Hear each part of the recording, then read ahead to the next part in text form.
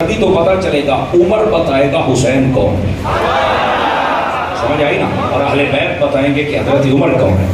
یہ جو تفریق کرنے والے ہیں نا، یہ سب کی دکان اب بند ہو چکی اور اہل سنت بیدار ہو چکے ہیں۔ تو حضرت عمر کا ذکر بھی فرمایا کریں اور نبی کریم علیہ السلام کی ذات پر درود پاک بھی پڑھا کریں۔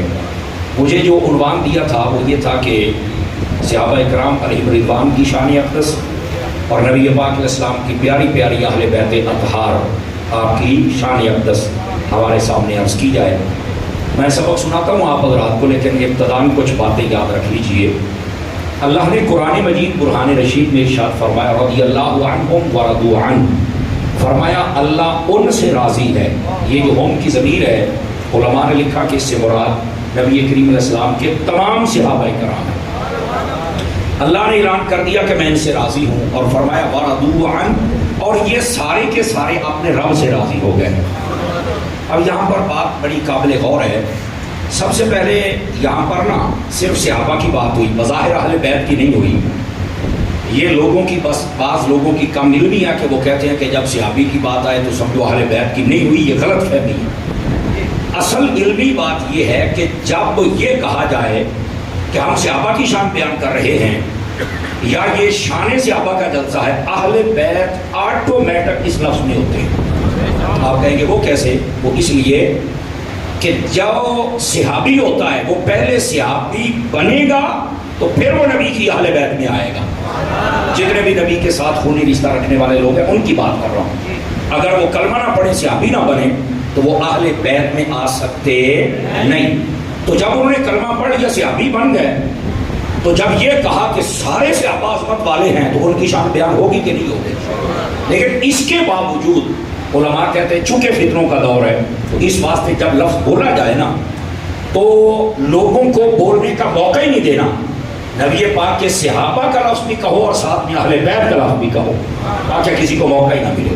تو ہم یہ کہتے ہیں کہ نبی پاک علیہ السلام کے تمام صحابہ اور تمام اہل بیت یہ وہ ہیں جن سے میرا رب راضی ہو گیا اور میرے رب نے اعلان کر دیا۔ یہ قرآن مجید کا فیصلہ ہے، یہ پہلی بات ہے۔ اور یہیں پر ایک بات سن لیجئے، اللہ تعالیٰ نے جب اعلان کر دیا کہ میں راضی ہوں تو سادہ بات ہے، اگر 12 بجے سے اوپر ہے آپ کا جی چاہے تو آپ بول سکتے ہیں، زیادہ میں آپ کو ڈسٹرب نہیں کروں گا۔ میں 12 بجے بعد تقریر نہیں کرتا، لیکن آج مجھے روزہ کھولنا پڑ رہا ہے، لیکن میں زیادہ نہیں کھاؤں گا کیونکہ وہ معدہ ہی خراب ہو جاتا ہے۔ آپ دھیان رکھیں گے، اللہ کہتا ہے کہ میں ان سے راضی ہو گیا تو میں سارے جتنے اللہ کے بندے ہیں ان سے ایک بات کرتا ہوں۔ میں نے کہا جب اللہ راضی ہے تو اللہ کے بندے تو راضی کیوں نہیں ہوگا؟ اگر اللہ راضی ہے تو اللہ کے بندے کو بھی راضی ہونا پڑے گا، اور اگر کوئی راضی نہیں تو بتا پھر تو اللہ کا بندہ نہیں تو پھر کیا ہے؟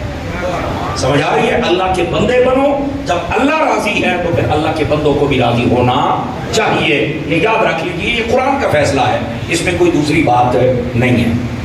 لیکن یہ بھی یاد رہے، نبی پاک صلی اللہ علیہ وسلم کے صحابہ کی بات ہو یا اہل بیت کی بات ہو تو ہم تمام صحابہ کرام کا ذکر خیر سے کرتے ہیں اور تمام اہل بیت اطہار کو مانتے ہیں۔ یہ یاد رکھ لیجیے۔ اس کی وجہ کیا ہے کہ آقا کریم علیہ السلام کے جتنے بھی صحابہ ہیں سارے عظمت والے ہیں۔ ہاں ان کے جو درجات ہیں، فضائل ہیں، مراتب ہیں، وہ ایک الگ بحث ہے، لیکن بحیثیت صحابی وہ ساری امت میں سب سے افضل ترین لوگ ہوتے ہیں۔ اور کسی بھی صحابی کا بغض اپنے دل میں رکھنے سے بندہ یہ سمجھے کہ میں جنت میں چلا جاؤں گا، یہ ہو ہی نہیں سکتا۔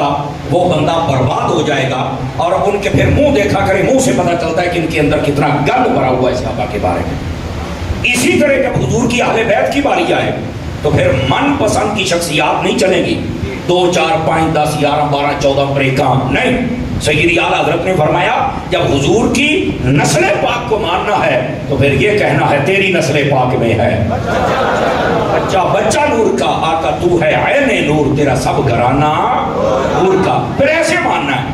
ان میں سے جو مشہور ہیں یا جن کا فضل بہت زیادہ مشہور